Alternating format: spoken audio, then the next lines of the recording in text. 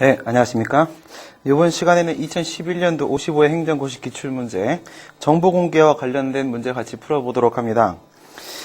설문 1번과 3번, 4번의 경우에 있어서는 행정쟁송법 문제에 해당하는 것이 분명하지만 설문 2번의 경우에 있어서는 본안 판단에 있어서 비공개 결정의 위법성 여부를 묻고 있는 부분이기 때문에 설문 2번은 생략을 하고 설문 1번, 3번, 4번을 같이 해결해 보도록 할 텐데요.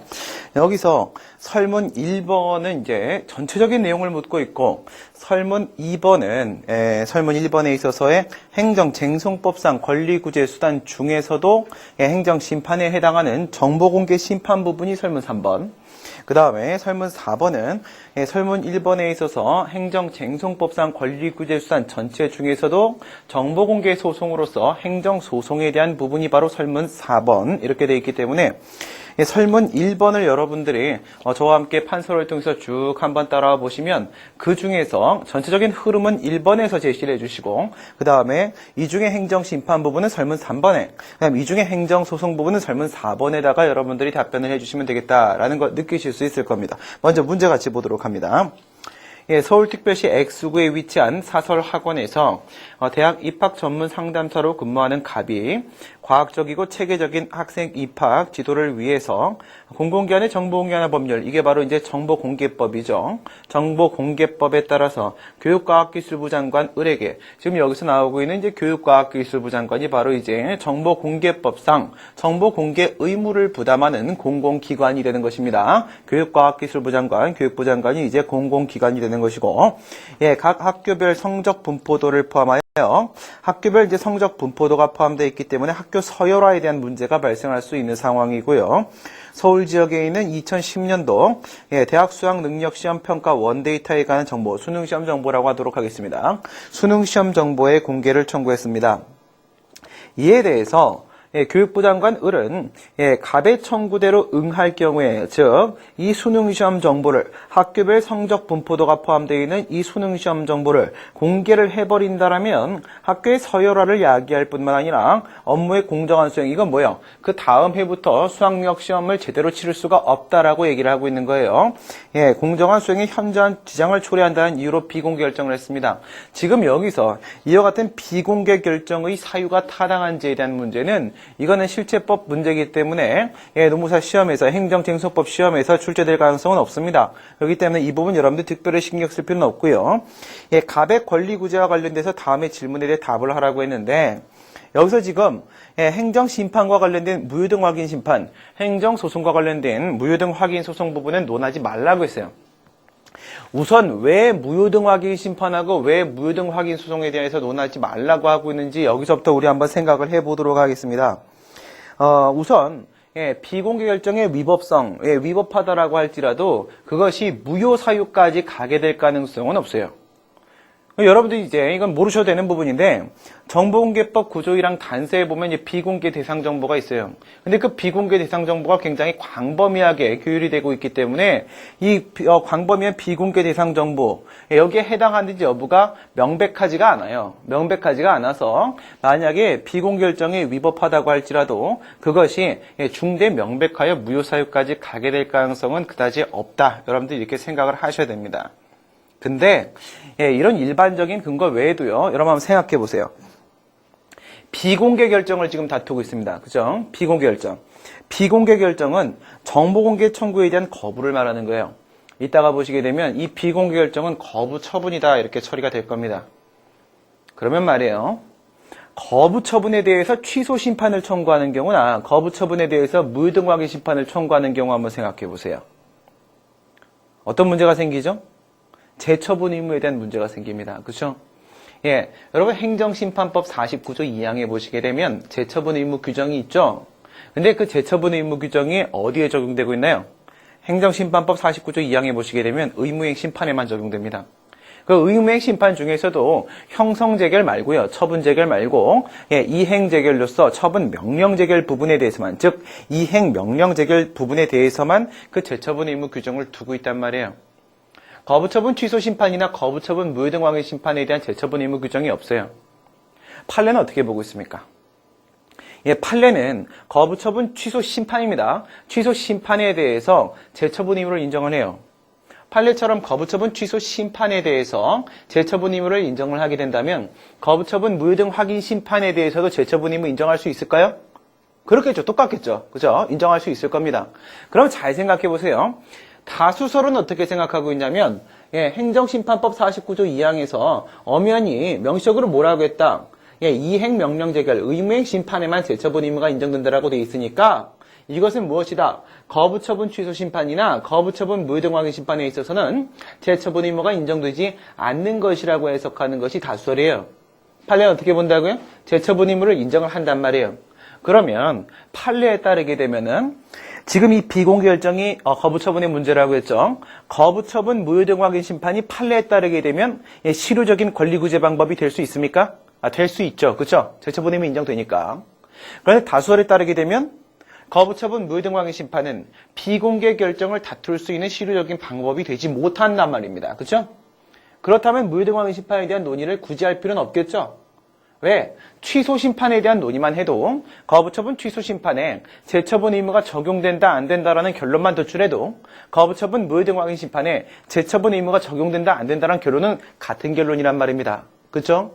그러니까 취소 심판 논의만 해도 거부처분 무효 등 확인 심판에 대한 문제까지 다 커버칠 수 있겠죠? 그러니까 지금 무효 등 확인 심판에 대한 논의는 빼라는 거예요. 그 옆에다 써놓으세요. 무효 등 확인 심판 옆에다가 학설. 학설에 따르게 되면 어떻게 돼요? 오른쪽으로 화살표. 1번 학설 오른쪽으로 화살표 치시고 실효적 X입니다. 실효적 X예요. 그 다음 2번 판례 이렇게 쓰시고요. 판례에 따르게 되면 거부처분 취소 심판, 거부처분 무효 등 확인 심판의 재처분 의무가 인정이 돼요. 그렇기 때문에 판례 오른쪽 화살표 실효적 동그라미예요. 그렇죠? 여기서 실효적이다, 실효적이지 않다라는 문제는 어떤 문제를 말하는 겁니까? 여러분 이런 논점 아시죠? 거부처분과 집행정지라는 논점 아세요? 그렇죠? 거부처분과 집행정지라는 논점 아시죠? 집행정지 결정이 있게 되면 거부처분의 효력을 소멸시키긴 합니다. 소급해서. 하지만 여러분 행정소송법 23조 6항에 따르게 되면 행정소송법 30조 1항에 있는 일반적 기속력 규정은 준용하지만 30조 2항에 있는 재처분 의무는 23조 6항에서 집행정지 규정에서 준용하지 않죠. 그러니까 집행정지에서는 뭐가 인정이 안 돼요? 재처분 의무가 인정이 안 되죠. 그래서 우리 항상 뭐라고 하나요? 거부처분에 대해서 집행정지 신청하게 되면 실익이 없다. 그렇죠? 집행정지 신청할 실익이 없다. 해서 신청이 이 큰결로 각하시키지 않습니까? 각하 결정의 대상이 되잖아요. 만약에 이 문제를 거부처분에 대해서 취소를 제기한다라고 한번 생각해 보세요. 거부처분에 대해서 취소를 제기한다라고 했는데 우리 행정소송법에서 30조 2항에 재처분 의무 규정이 없다라고 한다면 이때는요. 거부처분에 대한 취소를 제기할 만한 실익이 있습니까? 실익이 없죠. 이럴 때는 어떻게 되는 거예요? 협의의 소의 큰결로 각하 판결의 대상이 돼버리는 거죠. 그러면 집행정지 결정할 때나 아니면 거부처분에 대해서 취소를 제기할 때 만약 실익이 없어지게 되면 신청의 큰결로, 협의의 소의 큰결로 각하 결정, 각하 판결 대상이 된다라고 보는 이유는 뭐예요? 재처분 의무가 인정되지 않으면 거부처분만 없애버리는 것이기 때문에 집행정지는 소극적 효력밖에 인정되지 않기 때문에 어떤 상황이 발생한다? 신청만 있었던 상태로 되돌아갈 뿐이라는 거죠. 결국 내가 신청했던 그 수익적 처분은 내가 받아낼 수가 없다는 거예요. 이런 식의 재판은 이런 식의 집행정지는 필요 없다는 거죠. 이 내용을 어디다 적용시키냐면 행정심판에다 그냥 그대로 적용시키는 거예요. 거부처분에 대해서 취소심판, 거부처분에 대해서 무효등왕 심판을 청구를 하게 되는데 말이에요. 여기서 재처분 의무가 인정이 안 되면 어떻게 됩니까? 방금 전에 집행정지에서는 신청의 이익이라고 말했어요. 그 다음에 취소에서 뭐라고 했어요? 협의의 소익이라고 말했어요. 여기서 뭐라고 말하면 되겠습니까? 협의의 청구 이익이 없는 거죠. 그렇죠? 협의의 청구 이익이 없어서 이것도 각하 재결의 대상이 될 수밖에 없는 거예요. 그래서 우리가 재처분 의무가 인정이 안 되면 거부처분을 다투는데 재처분 의무가 인정이 안 되면 실익이 없다라고 보는 겁니다. 여기서 우리가 실효적이지 못하다라고 얘기하는 것은 바로 협의의 청구 이익이 없기 때문이에요. 근데 이런 식으로 협의의 청구 이익이 있다 없다라는 문제는 거부처분에 대한 취소 심판에 대한 문제로 충분히 논의되고 끝날 수 있는 것이기 때문에 거부처분 무효등왕 심판에 대한 동일 논의를 다시 할 필요는 없다는 겁니다. 물론 이제 바탕에 깔리기를 비공개 결정은 무효가 될 가능성이 0%예요. 아시겠죠? 예, 여러분 교과서, 여러분 행정법 교과서, 예, 이만큼 두껍죠, 그쵸? 예, 만약에 지금 이게 1500페이지 정도 돼요, 그쵸? 보통 교과서들이. 근데 15,000페이지짜리 교과서가 나온다고 하더라도 정보공개 파트에서 무효등록의 심판이나 무효등록의 소송 논의는 포함 안 될 겁니다. 왜? 무효가 될 가능성이 없기 때문에 그래요. 그 다음, 지금 여기서는 재처분 의무와 관련된 문제를 얘기했어요. 무효등록의 심판 부분에서 재처분 의무와 관련된 문제를 얘기했어요. 이때 다수에 따르게 되면 실효적이지 않다고 했어요. 판례에 따르게 되면 실효적일 수도 있다고 했어요. 그럼 무효등 확인 소송은 왜 기출문제에서 제외시키라고 했는지 한번 생각을 해보도록 하겠습니다. 예, 여러분들 제가 시작하자마자 혼자 열내고 있어서 지금 놀라셨을 거예요. 마음을 좀 가라앉히시고. 왜 그러냐면 지금 이 문제가 논점이 너무 많아요. 예, 너무 많고 그 다음에 이 문제는 2012년도 행정쟁송법 문제로 출제될 가능성이 가장 높은 문제입니다. 예, 논점은 굉장히 많고 출제 가능성은 굉장히 높은 문제예요.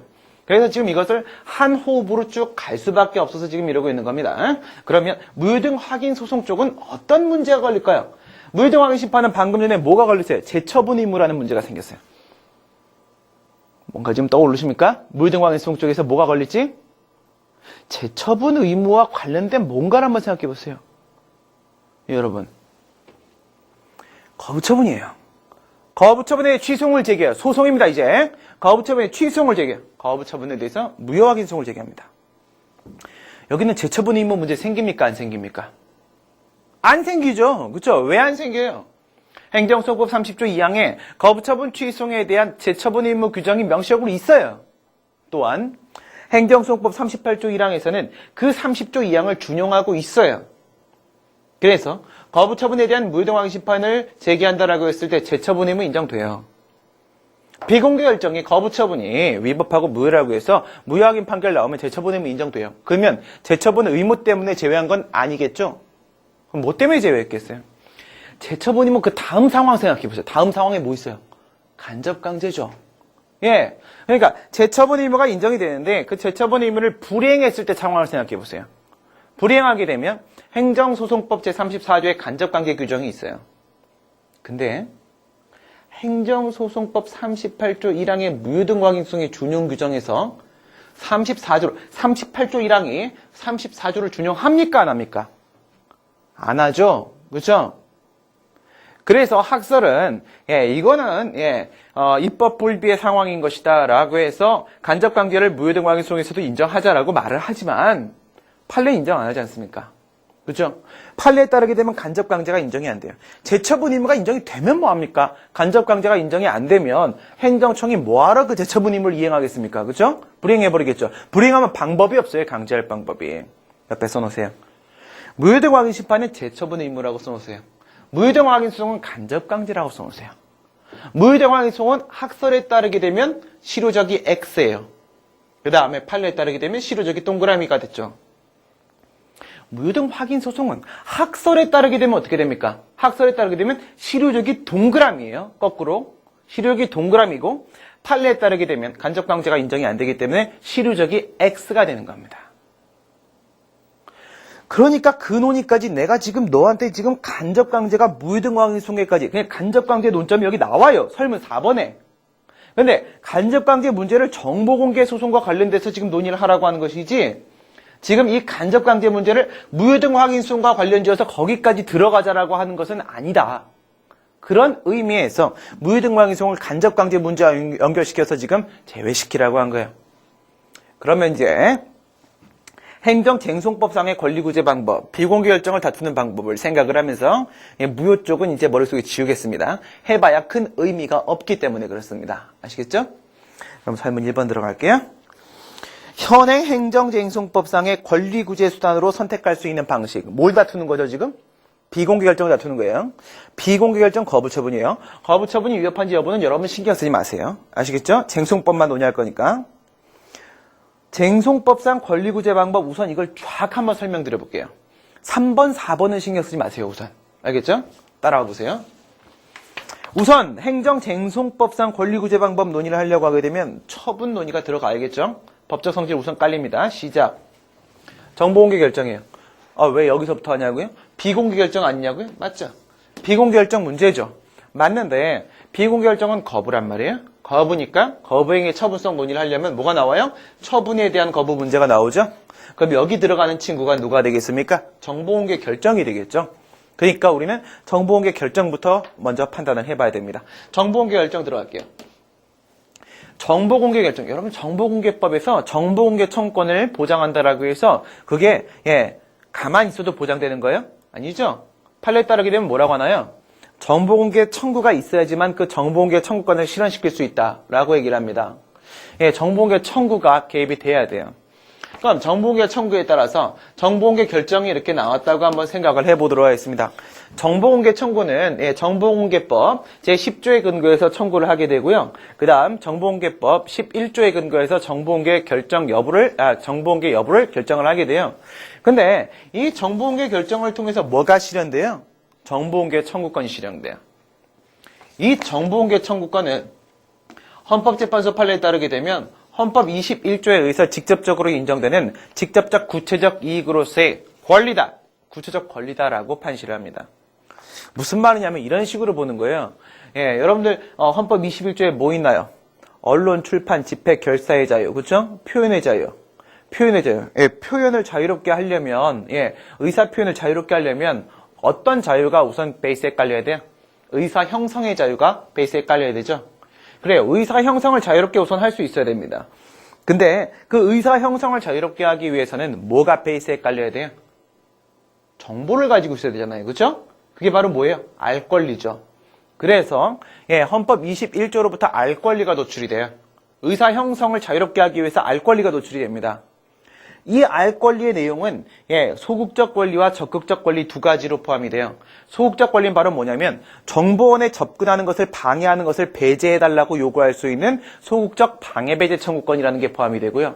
그것만 인정되는 게 아니라 뭐까지 포함돼요? 적극적으로 정보를 달라고 요구할 수 있는 정보공개 청구권까지 같이 인정이 된단 말입니다. 어디 안에? 알 권리 안에 적극적으로 정보공개를 해달라고 요구할 수 있는 정보공개 청구권도 함께 인정이 된단 말이에요. 그게 헌법재판소 판례예요. 그래서 이 21조를 근거로 해서 인정되는 직접적 구체적 이익, 이것이 바로 정보공개 청구권이에요. 그럼 보세요. 정보공개 결정에 의해서 직접적 구체적 이익, 즉 국민의 권리임의 변동을 초래했지 않습니까? 그럼 이거 처분 맞죠? 처분이에요. 그 다음 보세요. 그럼 이거 기속행위예요, 재량이에요? 법적 성질을 검토할 땐 기속재량까지 가는 거죠? 그럼 가보세요. 얘가 지금 공개를 해달라고 요구한 정보가 있어요. 그걸 무슨 정보라고요? 공개 청구 대상 정보라고요. 공개를 청구한 그 대상이 되는 정보예요. 공개 청구 대상 정보가 비공개 대상 정보라면 이거예요. 비공개 대상 정보가 어디 있냐면 정보공개법 9조 1항 단서에 있어요. 여기 있네요. 그렇죠? 정보공개법 9조 1항 단서. 이 정보공개법 9조 1항 단서에 있는 비공개 대상 정보면요. 원래는 어떻게 되어 있냐면 정보공개법 3조나 정보공개법 9조 1항 본문에 보시게 되면 원칙적 정보공개 의무 규정이 있어요. 그러니까 여기에 있는 비공개 대상 정보가 아니면 어떻게 되는 거라고요? 기속 의무가 인정된다고요. 공공기관은 공개를 해줘야 될 기속 의무가 인정돼요. 그러면 정보공개 결정은 뭐가 되는 거예요? 기속행위가 되는 거예요. 원칙은 기속행위란 말이에요. 그런데 예외적으로 그것이 비공개 대상 정보인 경우에 있어서는 재량행위가 될 수 있어요. 왜? 9조 1항 단서에 보시면 이렇게 되어 있습니다. 공개하지 아니할 수 있다라고 되어 있어요. 비공개 대상 정보에 해당하는 경우에는 공개하지 아니할 수 있다라고 되어 있기 때문에 여기에 해당 사항이 있으면 재량행위가 된단 말이에요. 지금까지 뭘 봤냐? 정보공개 결정의 법적 성질에 대해서 봤습니다. 그럼 지금 우리가 알고 싶은 건 뭐야? 비공개 결정 이거죠? 여기로 한번 넘어가 봅니다. 비공개 결정이란 건 뭘 한 거죠? 정보공개 청구에 대해서 거부한 게 바로 비공개 결정이에요. 그럼 이건 뭐야? 거부행위죠. 그럼 거부행위의 처분성에 대한 논의로 들어가야지 법적 성질을 검토할 수 있게 됩니다. 그럼 판례에 따르게 되면 거부행위의 처분성이 인정되기 위해서는 무엇과 무엇이 필요해? 처분에 대한 거부해야 되고 그리고 신청권이 인정이 돼야 됩니다. 이때 처분에 대한 거부는 우리가 방금 전에 위에서 이렇게 말했어요. 정보공개 결정은 처분이다. 이 정보공개 결정이 처분이라고 했으면 이것은 처분에 대한 거부 맞나요? 그렇죠. 정보공개 결정이 처분이니까 이것은 처분에 대한 거부가 맞아요. 이건 통감이에요. 그 다음에 신청권 인정되느냐? 신청권 필요합니까? 판례에 따르게 되면 신청권 대상적 격설의 입장을 취하죠. 그러면 신청권이 필요해요. 신청권이 필요하다고 봤을 때 정보공개법 5조 1항에 보시게 되면요. 정보공개 청구, 신청, 신고, 청구, 출원, 이와 같이 사인의 공법행위에 대한 명문 규정이 있으면 그러면 법규 명문상 신청권이 당연히 인정되죠. 그래서 여기 법규 명문상 신청권이 인정되는 몇 개 안 되는 케이스 중에 하나가 바로 정보공개 케이스예요. 그래서 여기서 법규 명문상 신청권이 사인의 공법행위에 대한 명문 규정이 있기 때문에 신청권이 인정이 됩니다. 이래 되면 이제 이 거부행위의 처분성이 인정돼서 거부 처분이 돼버리죠. 뭐가 처분이라고 말씀드린 거죠, 지금? 비공개 결정이 처분이라고 얘기한 거예요. 그렇죠? 비공개 결정은 처분이다라고 했어요. 그러면 이 비공개 결정은 재량행위인가요? 기속행위인가요? 이거에 대한 판단은 이걸로 그대로 올라가는 거예요. 여러분 잘 알고 계신 대로 원처분이 말이에요. 원처분이 기속행위면 거부처분도 기속행위고 원처분이 재량행위면 거부처분도 재량행위입니다. 이게 원처분이고 이게 거부처분이에요. 그러니까 얘가 기속이냐 재량이냐에 대한 문제는 얘가 기속이냐 재량이냐에 대한 문제에 있어서의 기준과 동일합니다. 동일하기 때문에 여기 똑같이 지금 그 공개 청구한 공개 청구 대상 정보가 비공개 대상 정보인지 여부에 따라서 기속행위와 재량행위가 이렇게 달라져요. 좋아요. 이제 끝났어요. 법적 성질에 대한 검토는 끝났어요. 이제 본격적으로 들어갑니다. 그렇죠? 네. 그러면 행정쟁송법상 권리구제 방법을 물었으니까 이거 뭔 소리야 이거. 그냥 권리구제 방법 다 얘기해 보라는 거예요. 비공개 결정에 의해서 권익 침해가 발생했다고 했을 때 권리구제 방법 뭐가 있냐 이렇게 묻고 들어오면은 사실 이제 정보공개에 대한 문제는 두 가지가 있어요. 정보공개 청구를 해달라고 했는데 안 해주는 이 비공개 결정을 다투는 상황이 하나가 있어요. 그 다음 두 번째 상황은 뭐냐면 정보공개 청구를 했는데 정보공개 결정을 해줘요. 옆에 있는 사람이 그게 내 정보야. 이런 경우에 어떤 거예요? 제3자 정보공개 결정에 대한 불복 문제가 두 번째 상황이에요. 여러분들한테 아직까지 정보공개 문제가 출제된 적이 없어요. 정보공개 문제가 첫 번째 출제되면 무조건 비공개 결정에 대한 불복 문제로 출제가 돼요. 이 문제로 출제가 된다고요. 제3자 정보공개 결정에 대한 불복 문제는 이게 한번 출제되고 나면 그 다음 단계로 넘어가는 거예요. 그래서 나온다면 이거니까 이걸 집중하세요. 왜냐하면 권리구제 방법을 논의하는 그 각이 달라요. 두 가지에 따라서 그 각이 달라지기 때문에 이걸 가지고만 기억하셔도 돼요. 2012년도 시험 보시는 분들은 이거면 충분합니다. 정보공개 쪽 준비하실 때. 그럼 잘 보세요. 이때는 이렇게 두 개로 가는 거예요.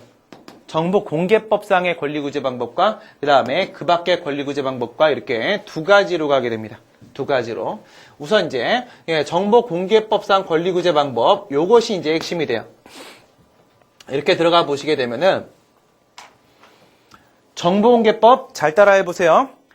18, 19, 20 욕하는 게 아니에요. 18, 19, 20 또 욕했어요. 그죠? 18, 19, 20에 뭐 있어요? 이의신청, 행정심판, 행정소송 1, 2, 3 알겠죠? 여기에는 이의신청, 이 행정심판을 뭐라고 부르냐? 정보공개 심판. 여기에는 이 행정소송을 뭐라고 부르냐? 정보공개 소송이라고 불러요. 이거 세 개만 잘 해주시면 우선 기본 득점 끝나요. 기본 득점 끝나고 그 다음에 이제 내려가시게 되면 그 밖의 권리구제 수단으로서 여기 걸리지 않는 친구들 비공개 결정 다투고 있어요. 정보공개 결정이 지금 정보공개 청구한 사람한테 수익적입니까? 침익적입니까? 거부처분이잖아요. 여러분 거부처분 취소송 이런 거 논의할 때 항상 하는 거 있잖아요. 뭐예요? 의무행소송. 그렇죠? 의무행소송 들어오셔야지. 그리고 여기서 지금 행정심판 들어오고 여기서 지금 행정소송 들어오잖아요. 그죠? 이거가 뭔데요, 이게? 본체쟁송이죠, 본체쟁송. 본체쟁송 들어왔으면 이제 그 다음에 뭐 논의해야 돼요? 보전쟁송 얘기해야죠. 그죠? 그래서 여기 집행정지 가처분 들어간단 말이에요. 그리고 여기까지 이제 행정쟁송에 대한 문제인데 이거를 포함시키는 분들이 있어요. 국가배상 청구. 이걸 왜 포함시키는 거예요? 행정소송법 3조 2호에 보시게 되면 당사소송 규정이 있어요. 국가배상 청구는 학설에 달았을 때 당사소송이 되죠. 당사소송이 되기 때문에 행정쟁송법상 권리구제 수단 안에 국가배상 청구를 포함시켜 논의하는 경우도 있어요. 저는 지금 빼놨습니다. 답안에서. 넣으셔도 돼요. 대신 넣으시면 뭐라고 해야 돼요? 이건 당사소송이다. 이런 말씀을 하시면 되는 겁니다. 그래서 이제 이쪽에 있는 거 3개하고 이쪽에 있는 거 4개하고 이렇게 여러분들이 검토를 해주시면 돼요. 첫 번째, 의무의 심판, 여기 이의 신청부터 보도록 합니다. 정보공개법 18조 1항에 보시면 이의 신청을 할 수 있다라고 되어 있어요. 이 이의 신청은 여러분들이 알고 있는 그 이의 신청과 크게 다르지 않습니다. 처분행정청한테 하는 그 이의신청이에요. 근데 18조 1항에 보시게 되면 30일 이내에 문서로서 이의신청을 하도록 돼 있어요. 내가 정보공개 청구를 했는데 너 왜 비공개 결정하냐? 다시 한번 생각해줘. 이렇게 하는 게 이의신청이죠? 예. 이건 사법 절차가 아니에요. 그쵸? 예, 이의신청할 수 있어요. 이게 다예요. 이의신청 얘기가. 아시겠죠? 그럼 뭐야? 이의신청은요? 간단히 그냥 언급하고 끝나면 되는 거야. 빼도 돼요? 예, 빼버리세요, 그러면. 왜 빼버려요? 행정쟁송이 아니에요. 그렇죠? 행정쟁송은 사법 절차입니다. 그래서 행정쟁송이 아니기 때문에 이의신청 여러분들 안 쓰셔도 감점은 안 돼요. 근데 이제 문제는 뭐냐면 뒤에서 19, 20이 나오기 때문에 그냥 18, 19, 20이 순서대로 가려고 예, 저는 포함을 시켰어요. 그 다음에 여기 이제 행정심판 들어가요. 행정심판은 어디 있다? 19조에 있다. 예, 19조에 있는데 이의신청을 반드시 거쳐야지만 행정심판, 정보공개심판 청구할 수 있을까요? 그거 아니에요. 어떻게 알았냐고요? 예, 정보공개법 19조 2항에 그렇게 써 있어요. 그렇게 써 있기 때문에 이것은 임의적 전치 절차입니다. 안 거치고 바로 행정심판 청구해도 돼요? 뭐에 대해서 하고 있는 거예요, 지금? 비공개 결정에 대해서. 그쵸? 예, 바로 정보공개 심판 들어가도 됩니다. 좋아요. 그러면 밑에 설문 3번에서 말이에요. 설문 3번에서 결국 이 논의 안에 설문 3번 다 포함되는 거니까 설문 3번 보세요. 만약 갑이 행정심판을 제기한 경우에 이거 얘기하는 거예요. 이거 한 경우. 행정심판위원회는 여기서 행정심판위원회는 누굴까요? 여러분들 행정심판법은 열심히 공부하셨죠? 행정심판법 제6조 2항에 보시게 되면 지금 예, 행정청이 누구죠? 교육과학기술부 장관. 중앙행정기관의 장이 만약에 처분행정청이면요. 그때 행정심판위원회는 누가 된다고 돼 있어요? 중앙행정심판위원회가 된다고 돼 있죠? 그래요. 뭐 그건 중요하지 않아요. 그러면 행정심판위원회는 중앙행정심판위원회고 어떠한 재결을 할 수 있는지 궁금하대요. 예, 그럼 재결의 형식 얘기해 줘야겠죠? 예. 재결의 형식 얘기하면 뭐 얘기하면 돼요, 우선? 행정심판 청구하는데 청구 요건 흠결했으면 각하 재결이라는 거 있고, 예? 이렇게 한번 하시면 돼요. 그 다음에 비공개 결정이 만약에 위협하거나 부당하지 않으면 기각 재결이라는 거 있고, 요거 그냥 하시면 돼요. 그냥 뭐 하셔야 돼요? 핵심은 인용 재결이에요. 항상 핵심은 인용 재결이에요. 그래서 인용 재결의 형식들을 막 논의를 해야 되는데 그 뒤에 뭐라고 돼 있어요? 행정심판의 유형에 따라 기술하래요. 유형은 또 뭐야? 유형은 앞에서 우리가 무유등왕의 심판을 제꼈어요. 그렇기 때문에 여기에는 취소심판. 취소심판인데 무슨 취소심판이야? 비공개 결정이니까 거부처분 취소심판. 이거 한 개 때리고. 그 다음에 예, 여러분 행정심판법 5조 3호에 보시게 되면 의무행심판 규정이 있어요. 의무행심판 규정에서 의무행심판의 대상은 뭐가 된다라고 했습니까? 부작위하고 거부. 거부 포함됐죠? 예, 그냥 의무행심판 얘기. 이게 바로 지금 얘가 얘기하고 있는 예, 행정심판의 유형이에요. 이거 유형에 따라서 유형에 따라서 예, 재결의 형식 얘기하라는데 재결의 형식은 각하나 기각은 그냥 한번 툭 던지고 빠지면 되고 그 다음에 이제 인용 재결 들어올 때 취소 심판 쪽에는 인용 재결의 종류 몇 개 있습니까? 형성 재결로서의 취소 재결, 변경 재결 요게 있고 그 다음에 이행 재결로서의 변경 명령 재결 요게 하나 있고 요거 얘기해 주면 되겠죠. 그 다음 그거들에 따른 특징들 좀 던져주시면 돼요. 그 다음에 의무행 심판에 있어서의 예, 인용 재결하게 되면 그걸 우리 뭐라 부릅니까? 의무행 재결이라고 부르죠.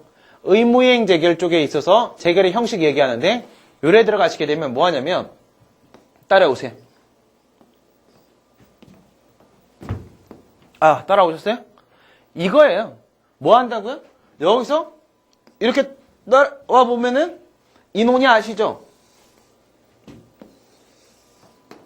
1단계에서 예, 형성재결과 이행재결로서 의무이행 심판이니까 처분 명령재결, 처분재결 중에 무엇을 해야 될 것인가 1단계 논의 때리고 들어가고 그 다음에 얘가 원칙이다라고 하게 되면 그 다음 특히나 여기죠? 재량이 이 부분에 있어서 특정 처분재결을 해야 되냐 일정 처분재결을 해야 되냐 이 2단계 논의 이거는 의무이행 심판에서 가장 중요한 문제예요. 그렇죠? 근데 이게 정보공개 심판과 직접적 관련성은 없어요. 그 말씀은 뭐예요? 의무행 심판에 있어서 인용재결의 형식을 우선 이렇게 일반론을 쭉 깔아요. 일반론을 쭉 깔고 그리고 나서 다시 따라오세요. 이렇게 되면 얘들에 있어서 정보공개 심판에 있어서의 의무행 심판, 이때 있어서의 정보공개 재결이라는 형성재결, 정보공개 명령재결이라는 이행재결에 있어서의 특징들을 또 다른 측면으로 한번 보여주시면 돼요. 이렇게 되면 이제 설문 3번에 대한 문제가 진행이 되는데, 얘네들 같은 경우에는 여기서 권리구제가 안 되는 한계가 좀 이따 발생할 거예요. 얘 같은 경우에는, 여기서, 얘는 권리구제가 안 되는 한계가 여기서 발생할 거예요. 여기서 이쪽에 인용재결, 얘도, 한계가 바로 발생할 거예요. 얘도 이쪽을 따라오면 한계가 발생하게 될 거예요. 무슨 말씀이냐면, 정보공개 문제에서는요, 정보공개 심판 가지고는요, 비공개결정을 다툴 수 있는 방법이 없어요. 근데도 불구하고 정보공개법 19조에서는 행정심판 청구하라고 돼 있으니까 이거 기출하신 교수님은 어떻게 생각하신 거예요? 답답한 소리들 하고 있네. 이렇게 생각하신 거죠. 정보공개법 19조는 무력화됐다고요. 공공기관이 공개 안 하려고 작정하면 공개 안 할 수 있단 말입니다. 19조 있어봐야 의미가 없다 이거예요. 그거를 한번 조명해봐라. 이게 바로 설문 3번이에요. 이 문제를 해결할 수 있는 방법은 뭐가 있다? 정보공개 소송, 행정소송이 있다 이겁니다. 그래가지고 이제 요거 뭐 다 한 개밖에 없으니까 이래도 안 되고 저리도 안 되고 하니까 이쪽에 있는 정보공개 소송으로 이렇게 넘어가요. 이제 정보공개 소송에서 지금 여기서 걸리고 있는 문제 중에 한 개의 핵심적인 문제는 바로 간접강제 규정이 없었기 때문의 상황인데 이 간접강제가 행정소송에 있더라 이거야. 이렇게 해서 결론을 맺는 그런 흐름의 문제예요. 그럼 이제 정보공개 심판으로 집중적으로 들어가 보도록 하겠습니다. 정보공개 심판 들어옵니다. 몇 조였습니까? 얘는 18조, 얘는 19조. 19조 들어왔어요. 여기서부터가 이제 행정쟁송법상 권리구제산의 시작이에요. 그래서 여기서 이제 행정심판의 유형을 생각해 보니까 무이동하게 심판 제꼈고 그러면 거부처분 취소 심판, 의무행 심판 이렇게 들어왔어요. 그럼 여기서 우선 인용재결이 나온다라고 했을 때 취소재결, 변경재결, 변경명령재결 이렇게 있을 수 있는 거 아시겠죠? 네, 3개가 있어요. 얘들 2개는 뭐죠? 형성재결이에요. 이거 뭐냐고요? 변경재결? 이건 바로 뭐냐면 정보공개법 14조에 보시게 되면 부분공개제도라는 게 있어요. 부분공개제도라는 게. 그러니까 예를 들어 이렇게 생각해 보세요. 정보공개 청구를 한 공개 청구 대상 정보가 이만큼이에요. 이만큼인데 공공기관 교육부 장관이 다 공개 안 하겠다고 한 거예요. 다 공개 안 하겠다고 했는데 행정심판위원회가 보기에 어떻게 생각이 드냐면 이것만큼은 공개 안 하는 게 맞지만 이건 공개하는 게 맞다 이거야. 이런 경우에 어떻게 하겠습니까? 변경재결하겠죠? 이런 경우에 이제 변경재결에 들어올 수 있는 거예요. 그게 이제 여기는 이 변경재결, 여기가 뭐야? 부분공개 문제입니다. 부분공개. 이 변경을 이제 이행재결로 넘기게 되면 변경명령재결이 이렇게 돼요. 그러면 거부처분에 대해서 비공개 결정에 대해서 취소재결이 나왔어요. 네가 비공개 결정했니? 거부처분 취소재결. 거부처분 취소시켜버렸어요. 거부처분 없었어요. 없어진 거예요. 처음에 그런 말씀 드렸죠. 거부처분이 없어졌어요. 근데 만약에 재처분 의무가 인정이 안 되면 어떻게 됩니까? 정보공개 결정이라는 처분을 신청한 상태로 그냥 되돌아갈 뿐이죠. 정보공개 청구만 남아있는 거예요. 그럼 엄연히 행정심판 청구에서 이겼어요. 권리구제 됐어요? 안 됐어요? 아무것도 안 됐어요. 이제 무슨 얘기 해야 돼요? 재처분 의무 인정되냐 안 되냐 그 얘기 하셔야겠죠. 변경재결 어때요? 야 이것만큼은 공개해야 되는 거야. 너 여기서 이거 비공개한 건 잘했어. 이건 공개해야 되는 거야 라고 변경재결을 했는데 이거 끝내 또 공개 안 하면 어떻게 돼요? 끝내 공개한다 안 한다가 뭐예요? 재처분을 한다 안 한다잖아요. 맞아요? 그쵸? 예. 그러니까 얘도 핵심이 뭐가 걸리냐면 재처분 의무가 인정되냐 안 되냐 이게 걸립니다. 일로 넘어오세요. 재처분 의무 인정 여부. 문제는 왜 발생한다고요? 행정소송법은 기속력, 인용 판결에 따른 기속력 규정이 행정소송법 30조에 있어요. 그죠? 네. 30조 1항에 뭐 있어요? 일반적 기속력 규정이 있어요. 30조 2항에 거부처분에 따른 취소 판결 시에 재처분 의무 규정이 있어요. 33항에 뭐 있습니까? 절차상 하자에 따른 취소 판결 시에 재처분 의무 규정이 있어요. 행정심판법으로 넘어갑니다. 행정심판법 몇 조에 있습니까? 49조에 있어요. 49조 1항에 뭐 있어요? 일반적 기속력 규정이 있어요. 49조 2항에 뭐가 있어요? 거기 거부처분에 재처분 의무 규정이 있거든요. 근데 그게 오직 어디에만 인정돼요? 의무행 심판에만 인정되게 돼 있어요. 그리고 49조 3항에는 절차상 하자에 따른 취소 재결 시에 재처분 의무 규정이 있어요. 뭐가 없는 거예요, 지금? 거부처분 취소 재결에 따른 무이동강의 심판 신경 쓰지 마세요. 버렸으니까 아까. 거부처분 취소 재결 또는 변경 재결에 따른 재처분 의무 규정이 없어요. 어디에요? 행정심판법 49조 2항에. 그래서 문제가 생겨요. 거부처분 취소 재결이나 변경 재결에 대해서도 재처분 의무를 인정하자라고 하는 긍정설이 있어요. 판례 입장이에요. 얘들은 왜 그럴까요? 행정심판법에 그런 게 없는데. 이렇게 얘기하는 거예요. 재처분 의무는 기속력의 일종이다. 그리고 행정심판법 49조 1항에는 일반적 기속력 규정이 있다. 그 기속력 안에 재처분 의무가 들어있다. 들어있으니까 그 일반적 기속력 규정을 근거로 해서 재처분 의무를 인정시킬 수 있다라고 봅니다. 그게 긍정설이에요. 이에 따르게 되면 이 비공개 결정에 대해서 거부처분 취소 심판을 청구하는 것도 실효적인 권리구제 방법이 될 수 있어요? 재처분 의무 있으면 실효적이라니까요. 그렇죠? 부정설. 이게 다수설이죠. 우리가 뭐 행정소송에도 집행정지 규정이 있으니까 이것은 가처분에 대한 특칙이야. 가처분 인정할 수 없어. 행정소송법에 보기에는 부작위협판소송에 대한 규정이 있으니까 이거는 의무행소송에 대한 특칙이야. 인정할 수 없어. 여기도 똑같은 거예요. 의무이행심판의 의무행 재결에 대해서만 인정하고 있는 재처분 의무 규정은 바로 거부처분 취소 심판에 있어서 재처분 의무를 인정하지 않겠다라는 특칙 규정이다. 배제 규정이다. 이렇게 보는 게 맞단 말이에요. 얘가 나소리야 말. 왜? 행정심판법 49조 2항에는 오직 의무행심판 그 중에서도 형성재결 빼고 명령재결, 이행 명령재결에 대해서만 재처분 의무를 인정하고 있다. 따라서 거부처분 취소 재결이나 변경 재결에는 재처분 의무가 인정이 안 된다는 겁니다. 이렇게 돼버리면 어떻게 돼요? 거부처분 취소 심판은 어디 범위 안에서 이거 두 개. 얘는 이거 두 개의 범위 내에서는요. 비공개 결정을 다툴 수 있는 실효적인 방법이 아니에요. 얘가 지금 설문 3번에서 뭐라고 했냐면 어떠한 재결을 할 수 있는지도 다 검토하라고 했으니까 이것도 빠뜨릴 수는 없네요. 생각해 보도록 합니다. 변경 명령 재결을 해요. 그러면 행정심판위원회가 변경 명령 재결을 한다고 했을 때 그 변경을 해야 될 의무가 행정청한테 인정됩니까? 안 됩니까? 그건 인정돼요. 명령에 따를 의무는 인정돼요. 그거는 뭐 당연히 일반적 기속력 규정에 근거해서 인정돼요. 좋아요. 행정심판법 49조 1항에 일반적 기속력 규정을 근거로 해서 공공기관, 교육과학기술부 장관, 행정청은 변경 의무 인정돼요. 변경 의무 인정된다는 건 뭐예요? 이런 상황이죠. 이거는 공개를 안 해도 되지만 이거는 공개를 해야 되는 것이다. 이렇게 본다면 이거 공개하라고 변경 명령을 했어요. 그러면 이제 공공기관 행정청 뭐 해야 돼요? 이 부분에 대해서만큼은 정보 공개 결정을 해줘야 된단 말이에요. 그게 바로 뭐예요? 변경 의무예요.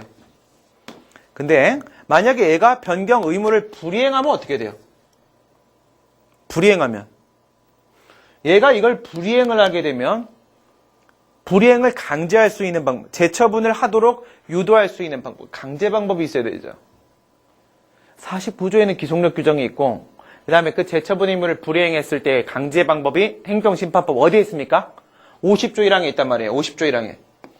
근데 이 50조 1항도 마찬가지로 의무행 심판에 대한 재처분 의무를 불이행할 때에 대한 강제 방법밖에 없더라 이겁니다. 아시겠죠? 그렇기 때문에 안 된다는 거예요. 강제 방법이 없어요. 직접 강제가 불가능해요. 그러니까 결론 내세요. 여기에 있어서도 거부처분 취소 심판은 실효적이지 못해요. 여기서 뭐 때문에? 재처분 의무가 인정이 안 되기 때문에 얘 둘 범위 안에서 얘가 실효적이지 못하고 얘는 어때요? 강제 방법이 없기 때문에 여기서는 변경 의무까지 인정되는데 강제 방법이 없기 때문에 얘도 얘의 범위 내에서 얘가 실효적이지 못해요. 그러면 설문 3번에서 권리구제의 한계를 논하라고 했습니다. 한계. 우선 두 가지의 행정심판 유형 중에서 거부처분 취소 심판 쪽은 한계가 확실하죠. 그래요. 그럼 버려요. 버립니다. 그 다음에 이제 의무행 심판 넘어와 보도록 합니다. 의무행 심판. 이제 의무행 심판에 있어서 인용 재결의 형식도 논의하라고 했으니까 재결의 형식. 재결의 형식 논의하러 가보도록 합니다. 우선 이건 뭐 기본이니까 이건 깔아주시면 돼요, 그냥. 의무행 재결의 형식 이렇게 와보시면은, 예, 의무행 심판도 여러분들 형성 재결과 이행 재결 이게 구분되는 쪽은 어딘가요? 취소 심판하고 의무행 심판이에요. 왜요? 무효등 확인 심판에도 이행 재결 같은 게 있어요? 그런 거 없죠. 예, 무효라고 명령을 해요, 어떻게? 그런 건 없단 말이에요, 그렇죠? 그렇기 때문에 취소 심판에는 형성 재결, 이행 재결, 그냥 의무행 심판에는 형성 재결, 이행 재결 이렇게 있어요, 두 개에서. 여기서 이제 형성 재결은 무슨 재결입니까? 처분 재결이에요, 그렇죠? 행정심판위원회가 처분을 하는 거예요, 그냥. 그 다음에 이행 재결은 뭐예요? 처분행정청한테 그 처분을 하도록 명령하는 재결이 바로 이행 재결이에요. 그럼 여기서 1단계 논의는 뭐냐면 엄연히 말해요. 인용 재결, 예, 인용 재결을 한다라고 했을 때 인용 재결이 어디 나와 있나요? 예. 법전에 있는 건 여러분들이 좀 기억을 해 놓으실 필요가 있어요. 행정심판법 보시게 되면요. 행정심판법, 예, 제 43조에 보시면 43조 1항에선 각하재결, 2항에선 기각재결, 그리고 3항, 4항, 5항은 인용재결이에요. 3항은 취소심판이에요. 4항은 무효등확인심판이에요. 5항은 의무행심판이에요. 그럼 이거 어디 있어요? 행정심판법 43조 5항이에요. 5항에 보게 되면은 예, 형성재결을 해도 이행재결을 해도 뭘 해도 상관없는 것처럼 돼 있어요. 또는이라고 돼 있단 말이에요. 그러면 재량행위설, 처분재결 원칙설, 처분명령재결 원칙설 이런 게 있어요. 이게 뭐냐면 재량행위설 이거 뭐냐면 행정심판위원회가 그 청구가 이유가 있다라고 판단을 했을 때 형성재결을 할 것이냐 아니면 이행재결을 할 것이냐 즉 처분재결을 할 것이냐 처분명령재결을 할 것이냐는 행정심판위원회의 마음이다 이거예요. 그게 재량행위설이에요. 처분재결 원칙설은 형성재결이 원칙이라는 거예요. 처분 명령재결 원칙설은요. 이거는 이행재결이 원칙이라는 거예요. 어느 게 통설이에요? 이게 통설이에요. 왜 그럴까요? 아무리 얘가 뭐 거부 처분을 했다 또는 뭐 침묵적 처분을 했다라고 했을 때 그거 아무리 위협하다고 할지라도 명령을 하게 되면 그것이 재량행위라고 봤을 때 부관을 붙일 수가 있어요. 안 그래요? 간단하게 이렇게 생각해 봅시다. 도로조명 허가를 신청했어요. 근데 예, 도로관리청이 거부 처분했어요. 싫어. 거부 처분했는데 거기다 행정심판 청구했어요. 근데 거부 처분을 하면 안 되는 상황인 거예요. 그래서 청구의 이유가 있다라고 봐서 행정심판위원회가 거부 처분에 대해서 예, 의무행심판을 청구한 겁니다. 예, 근데 여기에 대해서 이제 도로조명허가를 해버릴 수가 있고 하라고 명령을 할 수가 있어요. 행정심판위원회가 그냥 도로조명허가라는 재결을 바로 해주면 돼야 안 돼요? 안 돼요. 왜 안 돼요? 도로조명허가에는 반드시 기한이라는 부관이 붙어야 돼요. 안 그러면 그 도로를 국가의 소유로 되어 있는 그 도로를 사인한테 줘버리는 결과가 돼버리거든요. 그러니까 부관을 붙일 수 있는 가능성을 남겨줘야 된다고요. 그렇기 때문에 처분행정청의 그 처분 권한을 존중하고 또 부관을 붙일 수 있는 가능성도 열어주고 해야 되기 때문에 예, 이 처분 명령 재결을 하는 것이 원칙이란 말이에요. 그럼 이건 뭐냐고요? 행정심판법 50조 1항에 뭐 있습니까? 직접 처분 재결 규정이 있죠. 직접 처분 재결. 여기서 이거 명령을 한 다음에 여기 와보세요. 예, 아까 전에 우리 뭐라고 했어요? 이행 명령 재결이 있다고 했죠. 49조 2항에. 그쵸? 이행 명령 재결이 바로 뭐예요? 이거 이행 재결이잖아요. 그쵸? 이거잖아요. 그러니까 이게 있는데 이거를 불이행했을 때 50조 1항에서 직접 처분 재결하게 돼 있잖아요. 그러면 거기서 직접 처분 재결도 형성 재결이고 여기에는 이거 처분 재결도 형성 재결이에요. 거기 이제 직접이라는 표현만 붙어 있는 거잖아요. 사실 똑같은 거라고요. 그 직접 처분 재결이라고 말하는 이유는 뭐냐면 명령 재결 한번 타고 들어간 다음에 형성 재결 나오는 거기 때문에 우리 그 직접 처분 재결이라고 그냥 말하는 것밖에 없는 거예요. 그러니까 뒤에서 50조 1항에 형성 재결이 기다리고 있다는 것은 그 앞에 뭐가 있어야 된다는 거예요. 명령 재결이 있고 49조 2항에 재처분 의무 적용되고 그 다음에 50조 1항에 형성 재결 넘어간다. 라는 것은 형성 재결보다 뭐가 먼저 나와야 된다는 거예요? 이행 재결이 먼저 나오는 게 맞다는 거죠. 그러니까 이게 먼저 나온단 말이에요. 그 다음에 2단계 넘어가시게 되면 2단계에서 예, 특정 처분을 해야 될 것인가 일정 처분을 해야 될 것인가 이런 문제가 생기는데요. 우선 예, 이게 원칙이고 이걸로 어떻게 안 되면 이걸 한다 그랬는데 이쪽에서도 일정 처분, 특정 처분 문제가 생겨요, 안 생겨요? 여기는 안 생겨요. 행정심판위원회가 직접 처분을 해주는 거예요. 예, 행정심판위원회가 처분을 하는 재결을 하는데 그때 일정 처분이란 걸 할 수는 없어요. A라는 처분이라면 그냥 그 특정 처분을 해주는 재결을 하는 것 뿐이에요. 일정 처분이라는 것은요, 예, 여기서 이 일정 처분 명령 재결 있잖아요. 이건 뭐냐면 이렇게 하는 거예요. 처분행정청한테 행정심판위원회가 재결의 취지에 따라서 다시 처분해. 이게 일정 처분 명령 재결이에요. 다시 처분해. 그러니까 무슨 처분을 하라고는 말 안 하는 거예요. 근데 이런 식의 일정 처분, 무슨 처분을 하는지도 모르는 그 일정 처분을 행정심판위원회가 형성 재결하면서 내 무슨 처분인지 모르는 재결을 해준다. 야, 이렇게 하면 그건 아무것도 아니잖아요. 그렇죠? 그러니까 여기는 무조건 특정 처분 재결밖에 없어요. 여기는 문제 안 생겨요. 그 다음에 기속행위 쪽 보세요. 명령 재결, 이행 재결을 하는 데 있어서 기속행위 쪽에서는요. 요건이 충족됐으면 예, 당연히 특정 처분 명령 재결하는 게 맞는 거예요. 그렇죠? 그러니까 여기도 특별히 문제가 안 생겨요. 그러니까 여기서 재량행위인 경우에 있어서 특정 처분 명령 재결을 할까? 일정 처분 명령 재결을 할까? 이런 문제가 생기는 거예요. 이렇게 있을 때 학설 대립이 있긴 한데 명백설이라는 게 있어요. 명백설. 예, 명백설에 따르게 되면 뭐냐면 특정 처분을 해야 되는 게 아주 명백하면 특정 처분 명령 재결을 하고 그렇지 않으면 일정 처분 명령 재결을 해라. 이거 1단계, 2단계 논의를 어디? 의무행 심판 쪽에서 재결의 형식과 관련해서 우선 깔아야 돼요. 우선 깔고 그 다음에 이제 정보공개 심판에 있어서의 의무행 심판 문제 거기서의 재결에 대한 논의로 들어가셔야 됩니다. 들어갑니다. 이제 이게 정보공개 재결 이게 뭐예요? 처분 재결, 형성 재결, 정보공개 명령 재결 이게 뭐예요? 처분 명령 재결, 예, 이행 명령 재결이에요. 정보공개 재결 할 수 있어요, 없어요? 행정심판위원회가. 처분행정청이 정보공개 결정을 하죠. 행정심판위원회가 정보공개 재결을 해요. 그럼 뭐예요? 무슨 뜻이죠? 교육과학기술부 장관이 야 정보공개 해줄게. 정보공개 결정을 하잖아요. 그럼 지가 정보공개를 해줄 거 아니겠어요? 열람을 시켜주든 아니면 복사를 해서 보여주든 그렇죠? 아니면 전자문서로 메일을 쏴주든 정보공개 실시를 할 거 아니겠습니까? 정보공개 실시를 못하는 정보공개 결정은 의미가 없는 거잖아요. 얘가 정보공개 재결을 정보공개 결정이라는 처분을 행정심판위원회가 직접 어떻게 정보공개 재결을 해준다고 생각해 보세요.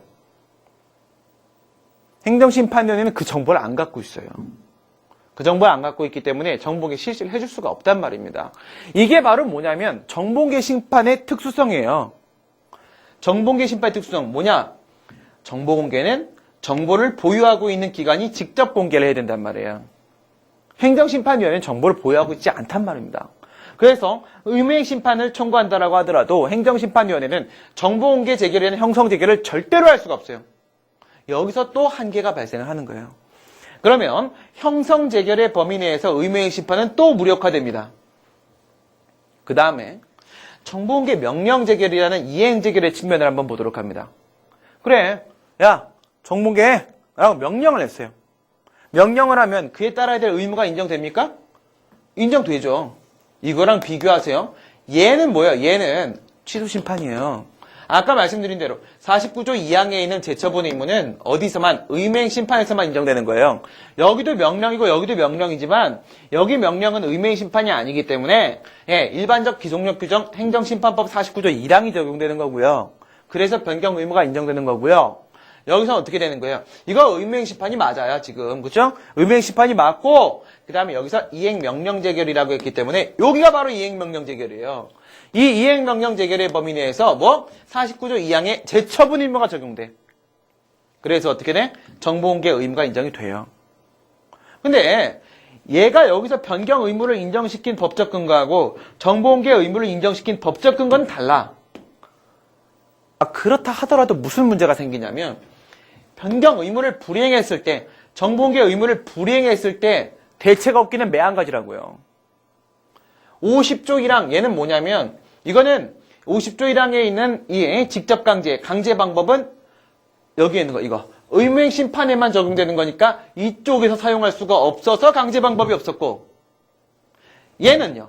여기서 강제 방법이 있냐 없냐 하고 들어왔는데 강제 방법이 있냐 없냐 하고 들어왔는데 분명히 50조 1항에 있는 이 강제 방법이 의무행 심판 예건 맞아요.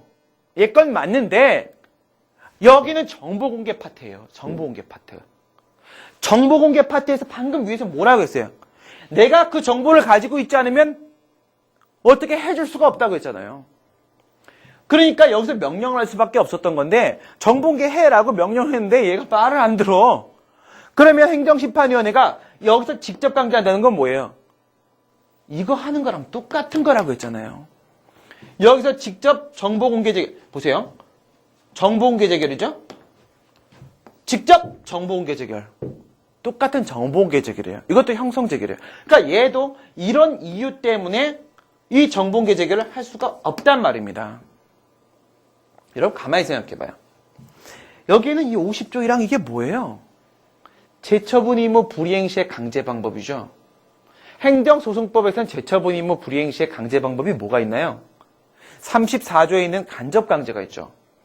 간접 강제하고 34조 행정소송법 34조에 있는 간접 강제하고 행정심판법 50조 1항에 있는 이 직접 강제하고 어느 게 더 실효적이에요?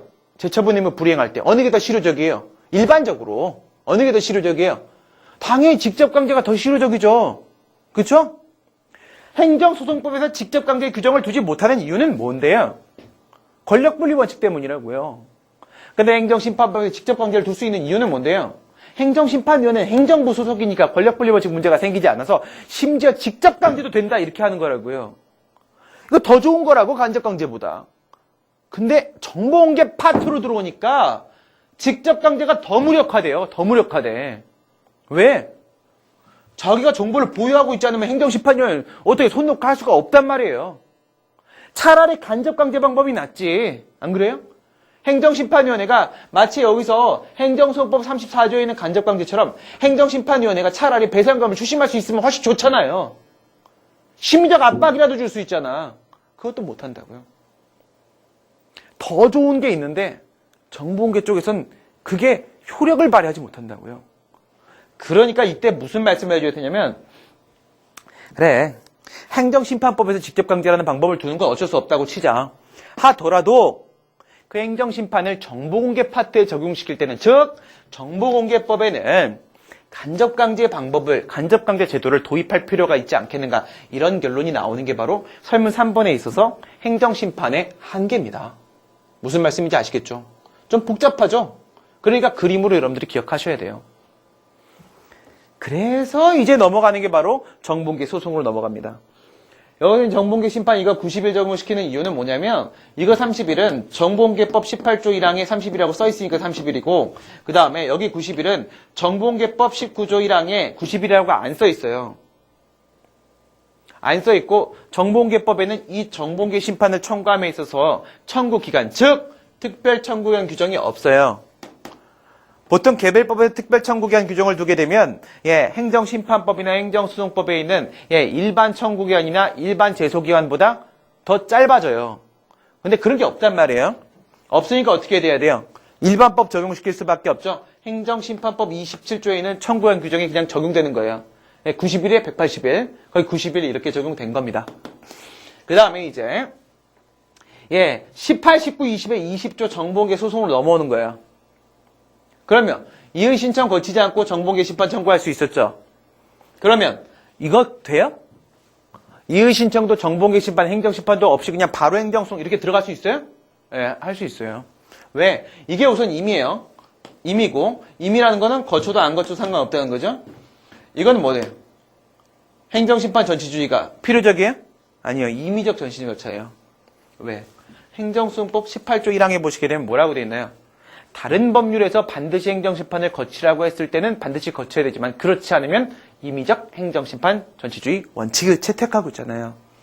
다른 법률이 지금 무슨 법률이에요? 정보공개법. 정보공개법에 반드시 행정심판을 거쳐야 된다는 규정이 없어요. 그럼 행정소송법 18조 1항 단서가 적용되는 게 아니라 본문이 적용되는 거예요. 본문이 적용되면 임의적 행정심판 전치주의가 적용되는 거예요. 임의적 전신 절차죠. 그럼 여기도 어떻게 돼요? OX 상관없단 말이에요. OX 상관없으면 이렇게 들어가면 되죠. XX. 맞아요? X 이렇게 들어가면 이의 신청도 안 거치고 행정심판도 안 거치고 바로 행정소송 들어갈 수 있다. 그죠? 네, 그래요. 들어갑니다. 여기 90이래요. 방금 이거 얘기했으니까 똑같이 비교해 볼까요? 정보공개법 20조 1항에서 90일이라고 재소기한 규정이 있을까요? 여기 없으면 여기도 없죠, 뭐. 없어요. 없으면 다시 일반법 들어가요. 일반법 들어가서 행정소송법 제20조 들어가는 거예요. 왜 들어간다고요? 특별청구기한 규정이 없으니까. 근데 봐요. 이거 임의적 행정심판 절차에 적용된다고 했죠? 그러면 재결을 어떻게 해? 이렇게 해갖고 재결을 거쳤을 수도 안 거쳤을 수도 있는 거예요. 그러면 재결을 안 거쳤으면 행정소송법 20조 1항 본문에 따라서 비공개 결정이 있은 다음에 90일이죠. 근데 재결 거칠 수도 있잖아. 거치게 되면 어떻게 돼요? 이렇게 되면 단서 적용돼서 재결서 정보는 송달받은 날로부터 90일 이렇게 들어가면 되는 거죠. 별거 아니에요. 그렇죠? 그 다음에 여기 이제 정보공개 소송 들어오는데 여기 협의의 소액 이런 논의가 있어요. 그럼 가만히 생각해 보세요. 이 협의의 소액 논의가 여기에 있는 이 정보공개 심판에서도 유효한 논의입니까? 그 내용 볼까요, 우선? 예, 내용 보세요. 이게 핵심이에요. 정보공개 제도라는 것은 정보공개법이 인정하는 정보공개 제도라는 것은 판례에 따랐을 때 현재 보유 관리하고 있는 상태 그대로 공개하는 제도예요. 그러니까 지금 공개 청구한 그 공개 청구 대상 정보가 그 공공기관이 보유 관리하고 있는 정보가 아니면 공개 결정 나와도 소용이 없는 거예요. 그렇죠? 보유 관리하고 있었던 건데 중간에 폐기됐을 수가 있죠. 문서로 돼 있는데 문서를 파쇄했어요. 또는 이제 뭐 전자문서로 돼 있는데 파일이 삭제됐어요. 이런 경우에 있어서는요. 소용이 없다는 거예요. 정보공개 청구를 해봐야. 그렇죠? 그러면 이런 식의 협의의 소액 문제가 여기 정보공개 심판에서도 유효합니까? 유효 안 합니까? 유효하죠. 근데 제가 여기서 왜 협의의 청구 이익이란 논의를 왜 안 했을까요? 이미 다 협의의 청구 이익이 없어요. 한계. 다양한 한계가 있단 말이에요. 이거 안 들어가도 얘는 한계가 있어요. 그러니까 이것까지 여기 집어넣을 필요가 없는 거예요. 그러면 이걸 가지고 이제 소송 재판에서 협의의 소액 논의를 살짝 던져요. 나머지 특별한 거 없죠, 뭐. 그렇죠? 왜? 정보 비공개 결정의 상대방이니까. 그렇죠? 특별한 문제 없고요. 그렇죠? 그다음에 뭐 제소 기간 도가했다 뭐 이런 얘기 뭐 특별한 거 없으니까. 요거 한번 얘기해 주시고 그다음에 이제 확정 판결. 거부 처분 취소송 제기합니까? 여기서 행정 소송에 의무행 심판 있어요, 없어요? 의무행 소송이 있어요, 없어요? 없죠? 그리고 또 여기 있잖아요, 의무행 소송은. 그죠? 여기는 의무행 심판이라는 게 있죠. 거부 처분의 문제면 거부 처분 취소 심판도 있고 의무행 심판도 있고. 왜? 무효등화 심판 제꼈으니까 이거 두 개 있죠. 여기는 뭐예요? 행정 소송에는 취소송하고 무효등화 소송하고 의무행 소송이 없고 부자급한 소송밖에 없잖아요. 의무행 심판은 부자기하고 거부를 모두 대상으로 하지만 부자기업한 소송은 부자기만 대상으로 하잖아요. 거부는 어떻게 할 수 없는 거잖아. 그럼 여기서 고려할 수 있는 건 취소송하고 무효등화 소송 두 개밖에 없단 말이에요. 근데 무효등화 소송 문제 제끼라고 했죠. 제끼세요. 그럼 취소만 남는단 말이지. 그러니까 여기서 얘기할 수 있는 건 뭐예요? 거부처분 취소과 거부처분 취소 판결. 이거밖에 할 말이 없는 거예요.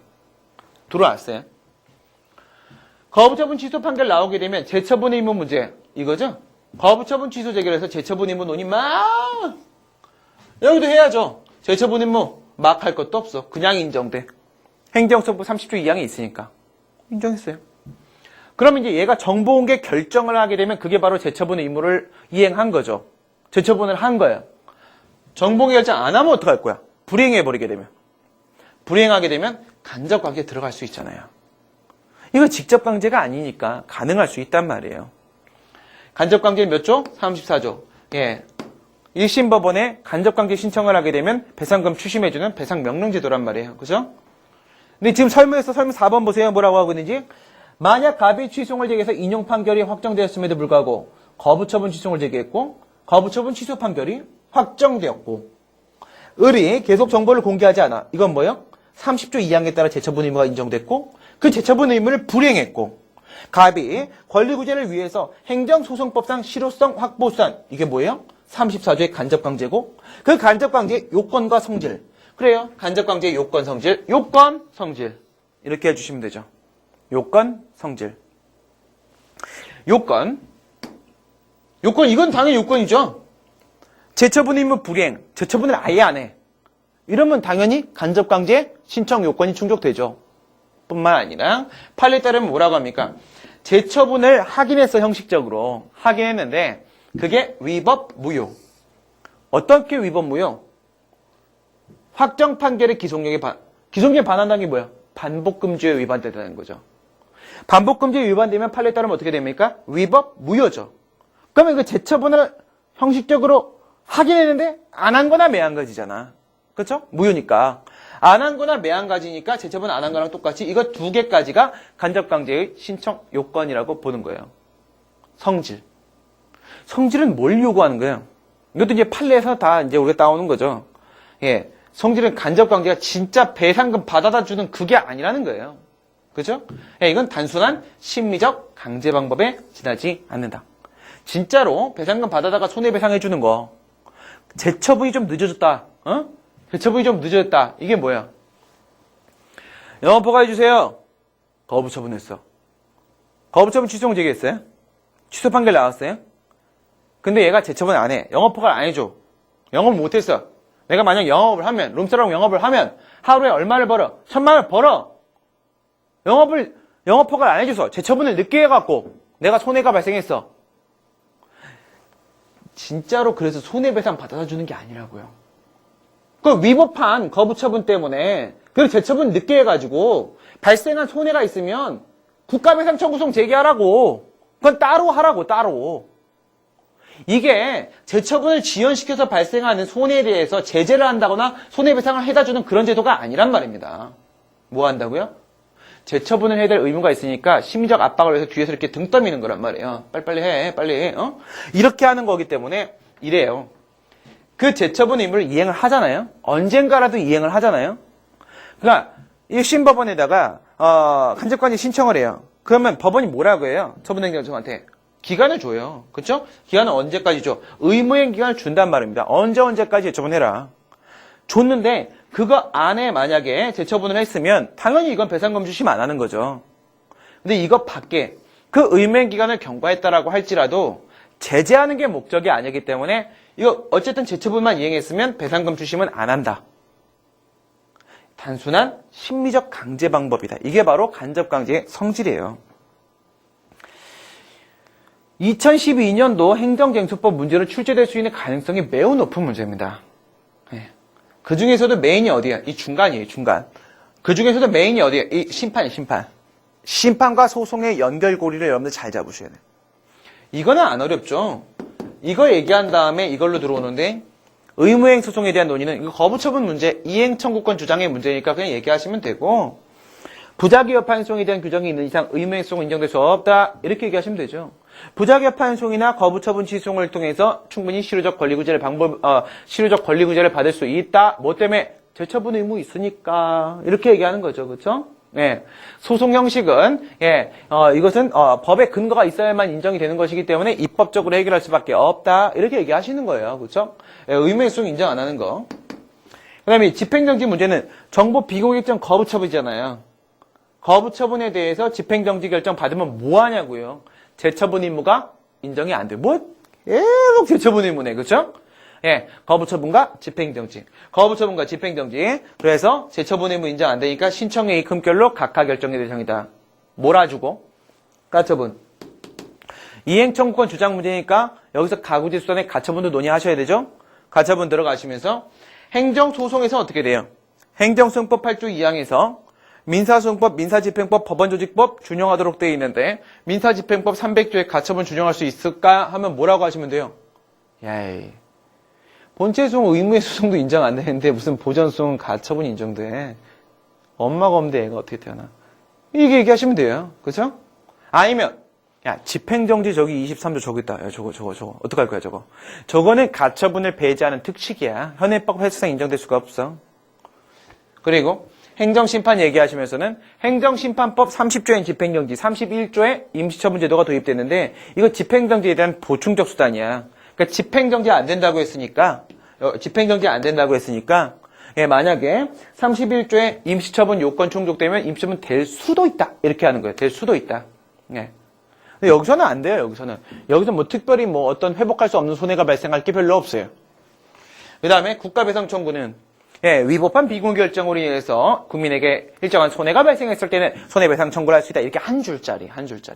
알겠죠? 이렇게 되면 모든 논의가 다 끝나게 됩니다. 아시겠죠?